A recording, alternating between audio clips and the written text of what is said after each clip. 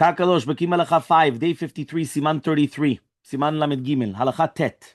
So now we're talking about black on all sides. So now we have to understand where does this come from. So some poskim maintain that according to the Kabbalah, the straps must be painted black on all sides. This has become the common custom today, especially among Sephardic Jews. Look in the footnote. It says that Rambam wrote that it is aesthetically pleasant having tefillin that are, the straps that are completely black, including the ktzitzah, the entire strap. The Betis explained that this means that even the inner side should be black. Likewise, the Ramah declared that even though there was a ruah, right, ruled that both sides of the straps must be painted black, this is not the common custom. Look at the Radbaz. So he says the Sefer Kavanot stated the one must paint the straps, both the inner and outer sides, also black as a raven. The Kul Yaakov explained that he admitted that this is not the common custom. The Ben Ish Chai wrote that although the Arizal HaKadosh instructed us to do both, it's not the common custom. And then he asked, what was the custom in Yerushalayim? The Oletzion likewise mentioned that it was only just, that he says that some people paint the inner side. The response of Shevet Levi said that the poskim testified that the common custom is not to paint the inner side, only the outer side, and therefore we continue with that, right? But he says nowadays, though, some manufacturers of tefillin straps have developed a method in which that they soak the leather in a solution of black dye until it's absorbed through the strap entirely.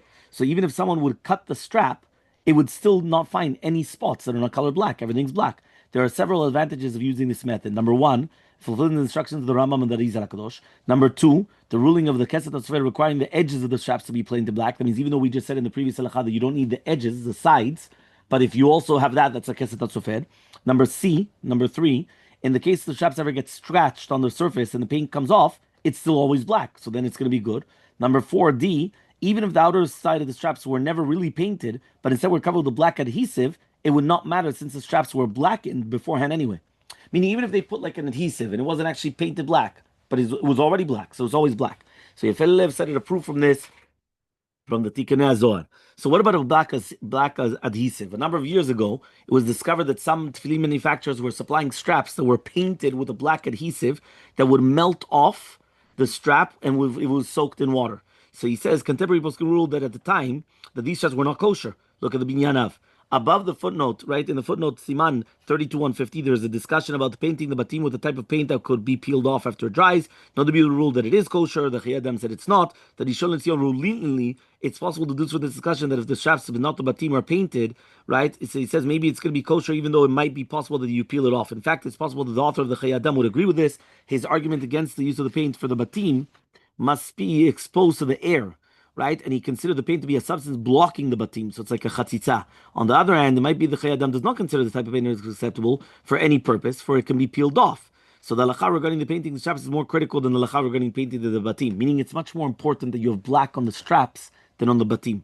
The halacha Moshe Sinai says that the painting of the straps should be black. Some poskim recommended the batim are painted black. Therefore, it is important to make sure that not to color the straps with such paint. As mentioned above, the entire issue is no longer problematic if one uses straps that were dyed black, because even if you have this adhesive, it's still going to be okay. Okay, next halacha, number 10.